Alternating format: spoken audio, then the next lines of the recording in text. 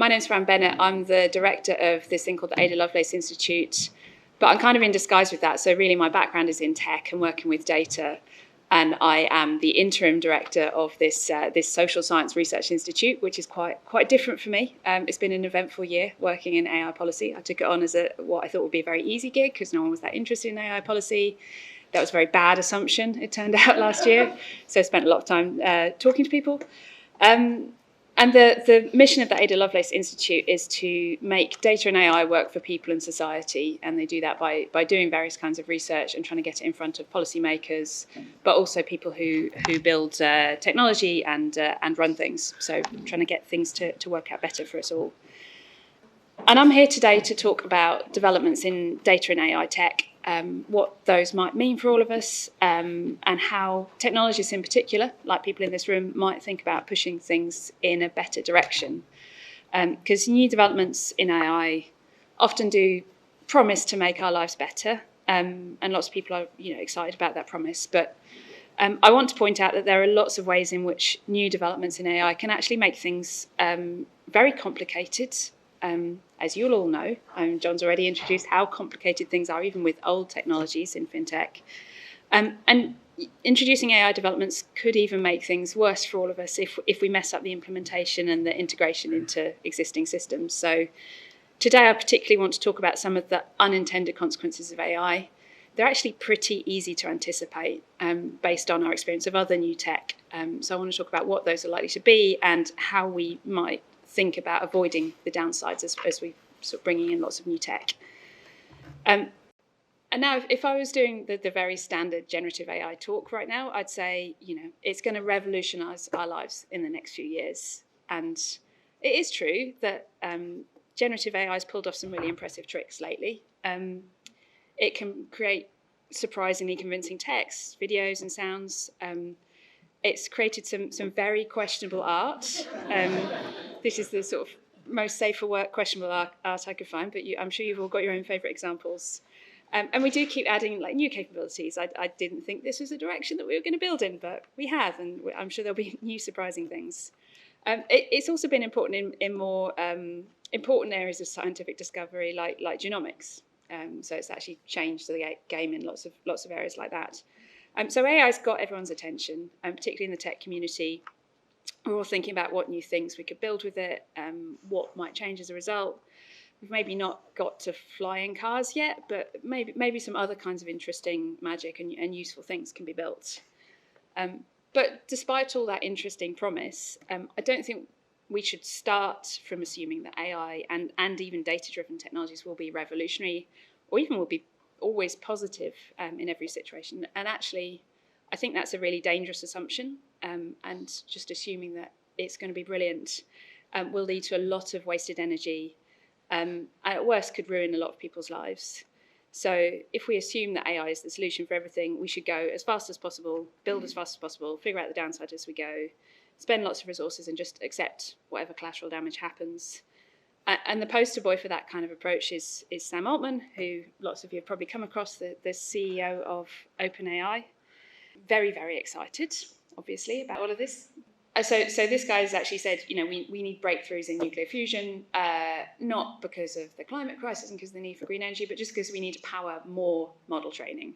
That is the reason to have an energy revolution. So that tells you where the priorities are there. So what I want to point out is that actually going as fast as you can with AI implementation is actually a pretty dumb idea, and that we need to be a lot more reflective. There's a group of people who are worried about AI for other reasons. So there's this sort of doom or existential risk group of people. And some people do seriously believe that AI's, the biggest risk of AI is it creates superintelligence and enslaves humans. Some quite senior people, like the head of AI safety at the US Safety Institute, actually does believe that's a real possibility. But I don't actually think that's the real reason we need to go carefully. I do think we need to be sceptical, but for different reasons. So just to talk a bit about what the impact of newer AI, so generative AI, is so far. It can now handle routine text-based tasks somewhat reliably. depending on the context, after some pretty quick fine-tuning. And that is having a meaningful impact on some tasks that always needed a human. So things like call centre work, things like customer support work, you need a lot fewer humans to serve the same number of customers. And you can see that probably extending into more areas. So people like the UK government are very, very excited about this, setting up, like the UK here, we've got an AI delivery unit now who say, I think they're staffed by like 8 devs, and the pitch is that they're going to resolve hundreds of millions of public sector debt. So I don't know quite how those two dots are supposed to be joined. I don't think the government knows that either. So good luck to the people who've taken that role. But there is potential there. People in tech-based jobs like law and actually software engineering are starting to wonder what the impact might be in their fields. If you zoom out to the whole system level, the most credible economist talking about this, about AI's impact, is this guy called Darren Acemoglu. And his take is, overall, it might, his direct quote is, it might modestly raise GDP growth in the medium term, but the main impact is likely to be increased inequality in industrial countries as some bottom-of-the-pile tasks get automated, but there's no productivity increase. So overall, this doesn't look like improved lifestyles for most people most of the time. But I don't want to stay on that whole economy level. I'm not an economist. I just want to think about the options for technologies for people building and deploying systems one by one. And right now, there are some very cool demos, maybe not the picture just now, but there are some impressive things. But it's not totally obvious what the path forward is.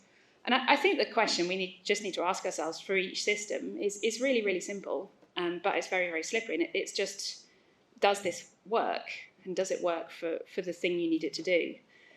And I think the tech community is actually missing a trick right now by being very narrow about that question. So the tech community, I suspect particularly people in this room, are really good about asking about functionality and systems working in a very specific sense. So we've all learned complex software goes wrong in unexpected ways at inconvenient times. So we've got pretty good.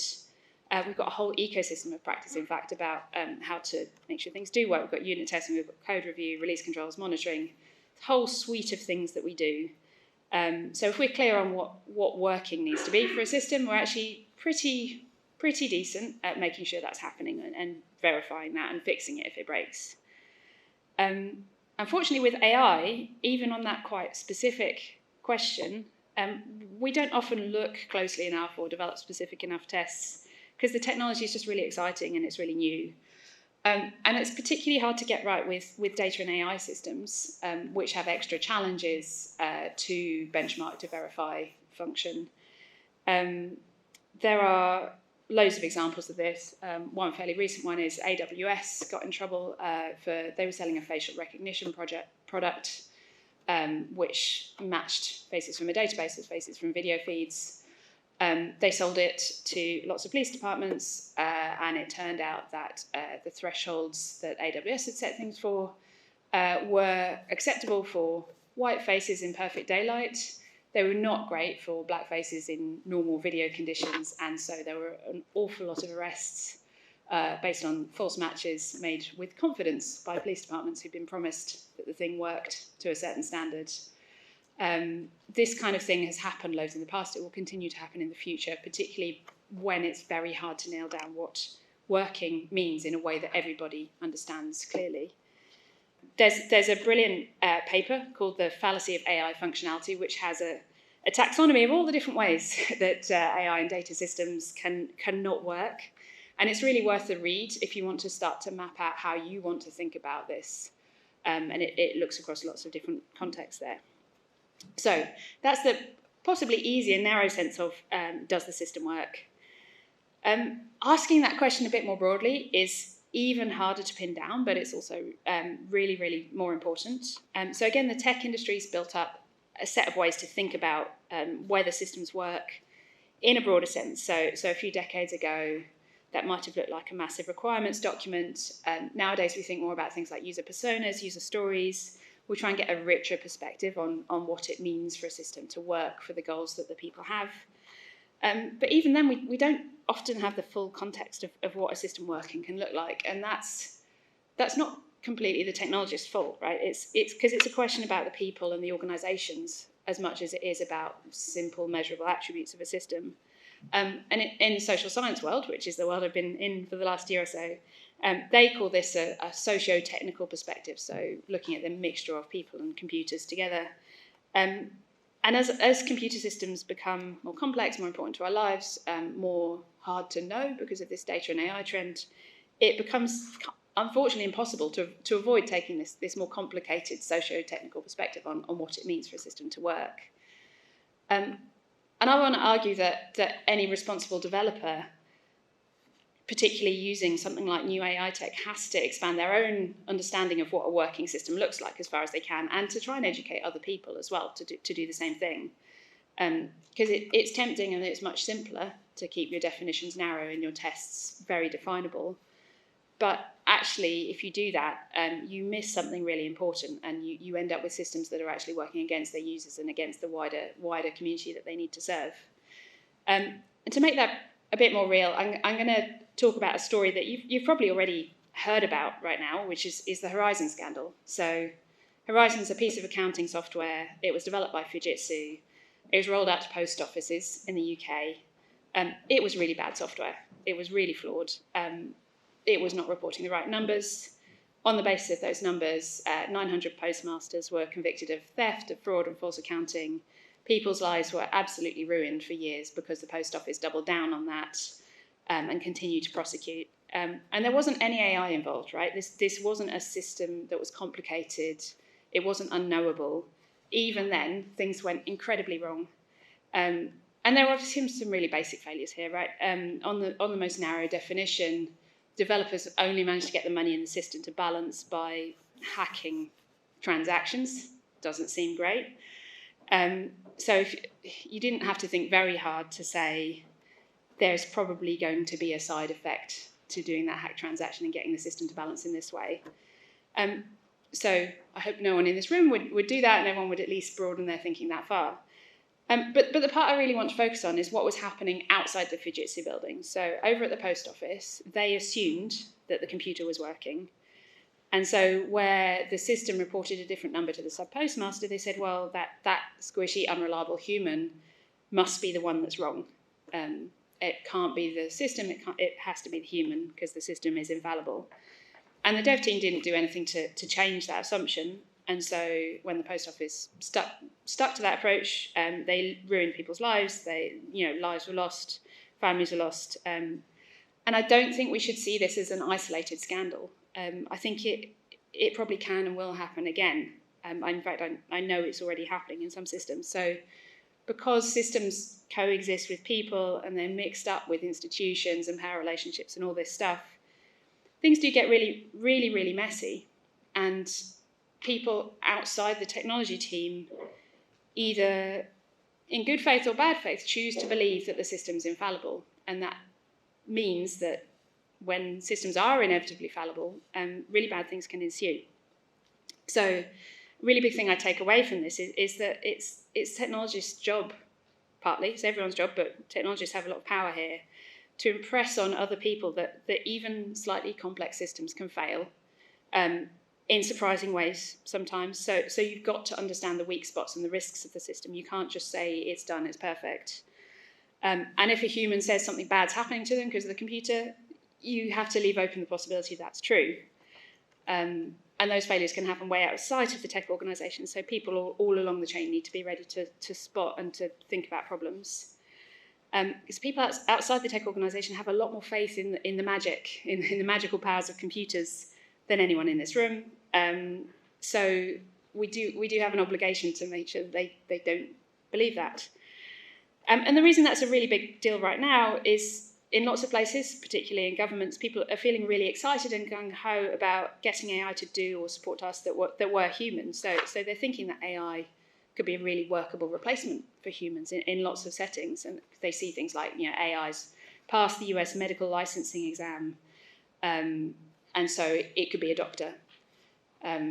We can probably all think of 5 reasons why that's not true, but people in government don't think that way. They're thinking, oh my God, this could be the solution to all my problems. Brilliant. And vendors are not necessarily contradicting them on that. So that seems very, very dicey. One safeguard that people often have in place is when a computer is coming into a human task, they'll say that there'll be a human in the loop on an important decision. So this sort of model where if you've got low confidence, you bring a human in, the human verifies, and so always the prediction is accurate at the end. This diagram's from a vendor of human in the loop systems technology. Unfortunately, even this, although intuitively it makes sense, doesn't really work. So the research so far is showing that when there's a human in the loop, human starts out pretty rigorous, and then human falls asleep at the wheel. Ironically, if the system is better, that happens more, and you can sort of think about how that works. So there was a study, for example, of recruiters using AI for CV checking. If they were given a terrible system, they really did verify the computer's recommendations. If the system was really reliable, after a while they were like, well, this is great because I don't have to do this work anymore. So they effectively just stopped checking, or they just hit the button without considering the decision. So systems which seem to be competent are much more dangerous than systems which seem to be incompetent here in terms of this checking process. One thing about AI that makes this quite dangerous is that we know that generative AI is much better about being convincing and looking competent than it is actually being competent. And that is a particularly risky combination when you think about this kind of situation. Because it's great at coming out with the right shape of answer to a problem based on patterns in the training data, but not with coming up with the true answer. And it fails in really weird and surprising ways that are different from how humans get things wrong. Here's a good example of a weird failure. I just also find these examples really funny. This is from a blog called AI Weirdness, which just makes AI do all sorts of curious things. And if you look at this example, right, the pictures are pretty good, actually. They're pretty convincing pictures of fruit. Some of them are a bit quirky, but basically you can tell what fruit they're trying to be. They look pretty high quality. But the names are just all over the place. And the risky thing about this is imagine you're a non-native English speaker. You see this poster. It's educating you about the names of fruits. You look at the pictures, you're like, they're pretty good. So I am going to assume that the thing which, in my language, I call lemon is called a barrow. Okay, yeah, convinced. And you just go with that. And these kind of failures are really dangerous because people get convinced by one aspect that's going well, and then they just go down a rabbit hole of something completely wrong because of that. The abilities of AI can just fluctuate massively between different tasks, and that's not how humans do it, right? My 8-year-old couldn't draw pictures that good, but he also would not get the name of a fruit entirely wrong. He might spell it a bit wonky, but it'd be basically pretty on target. And meanwhile, the developers of the generative models, so the foundation models like OpenAI, Anthropic, Meta, Google, and so on, and their backers, so AWS, Azure, are really keen on getting really widespread rollout of their models for various tasks, and they're not very keen on being transparent about what the training data was or how the models go wrong. They just want to quietly fix things as they go along. And at the same time, a lot of those companies are talking about regulation. So there's a big piece of regulation called the EU AI Act coming through now, and the companies have pushed back really, really hard against this and said it's just stifling innovation, it's really unacceptable, and it shouldn't happen. And that's again, like quite a concerning situation. So the fact that these guys don't want to be transparent, and they're not going to be transparent, frankly, is a real problem, including for people like in this room. If you want to build on top of these models, but you don't know what data's gone in, what filters have been added, what the failure modes are, you can't really be confident about if your downstream system is going to continue behaving well, regardless of what you test, right? Like you just don't have that visibility into what's happening. And that is a real problem for society at large. So as we shift to more and more AI-driven decision-making, which seems hard not to do, we could really easily head into the direction of Horizon again, but more and faster and bigger, without the right safety culture. So the institute I run at the moment is trying to think about what the right kinds of oversight could look like, based on models of other complex domains. So this is a diagram from the US Food and Drug Administration's approach to drugs, and trying to think about how that would apply to these kind of generative models and the various layers involved. And the thing I take away from this is it's a really complex supply chain, and if you don't have sight through that supply chain, then surprising things can happen at every level, which could very easily have serious consequences for the person down there at the bottom, the application user. Actually, it's very hard even for the people, for example, building the applications, to really honestly, hand on heart, say, I've tested it and I know it's going to behave.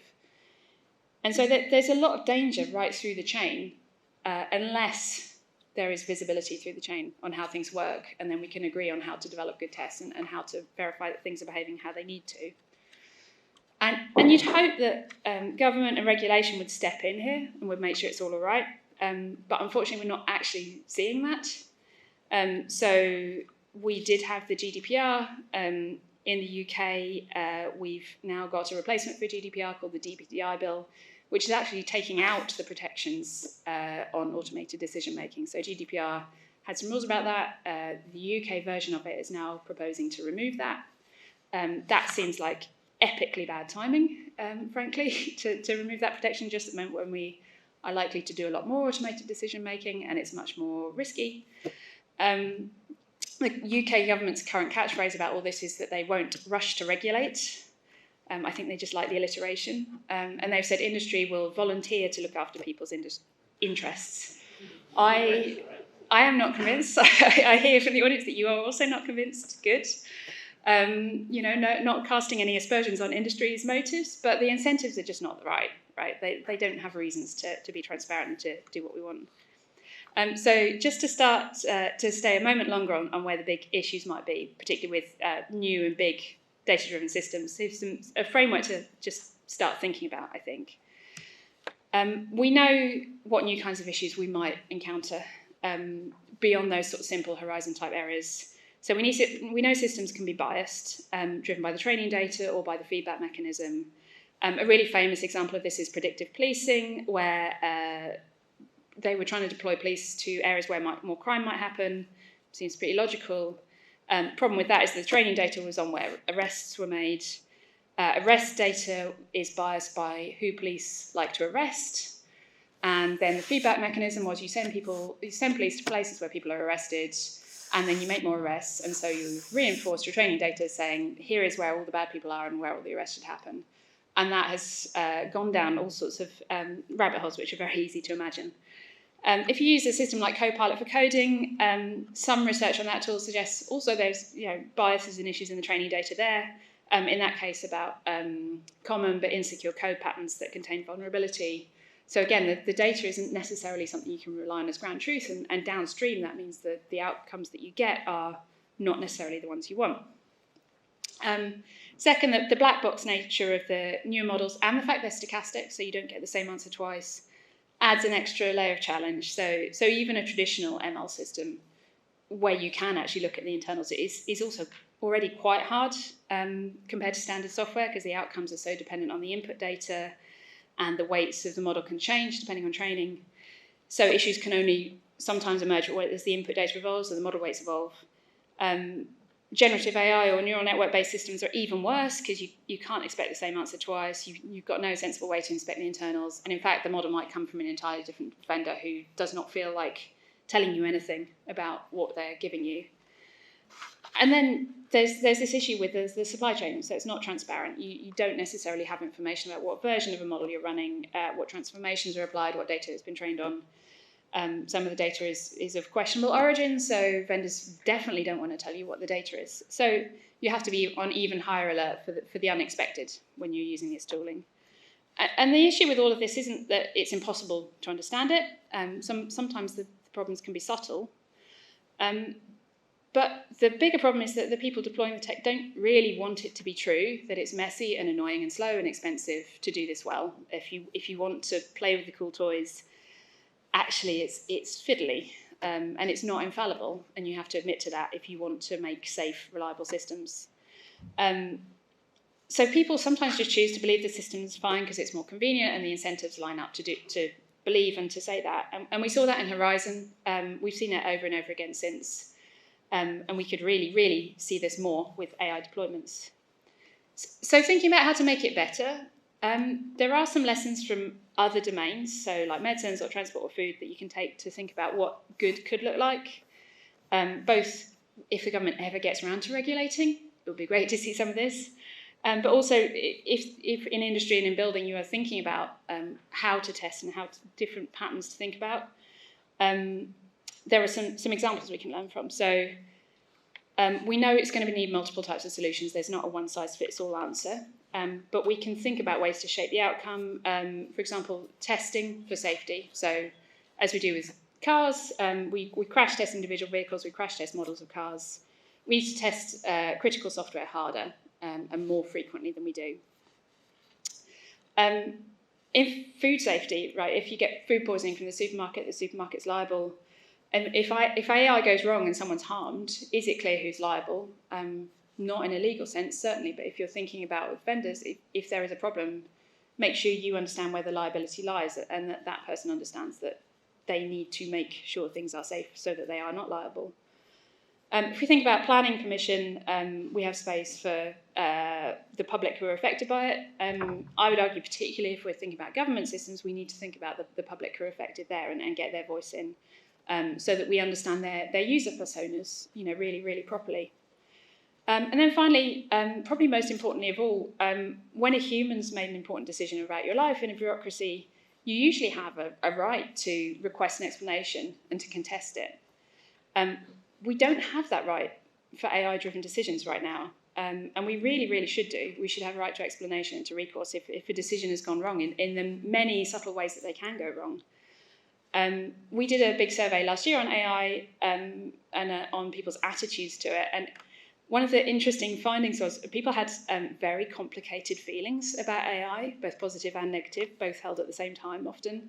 But one of the findings which was striking to me was that people would rather have a decision about them be less accurate but explainable than a decision which was better but which they couldn't understand the reasoning of. So actually people really, really bias transparency and trust over correctness. And I think that's something very important to bear in mind. So I'm going to finish up, because otherwise I'm going to get killed. I've spent most of the time talking about unintended consequences, how everything could go horribly wrong. I do want to end on a more positive note. So when we think about AI, there is a new capability here. That's always exciting. We know there's going to be a gap, at least for a couple of years, and unfortunately possibly much longer in what government and regulators are going to do to make sure that the impacts are all good. So I just want to propose, if you can, and where it makes sense, you should expand your thinking about what a working system means. You should help other people expand their thinking about that, and especially if they might believe a bit too hard in AI magic right now. So as technologists, you've got a lot of authority. You've got the power to build things right, but also to make sure that other people have got the understanding and the information to keep systems safe and to keep the outcomes good for everyone who's affected by what we build. Thank you very much.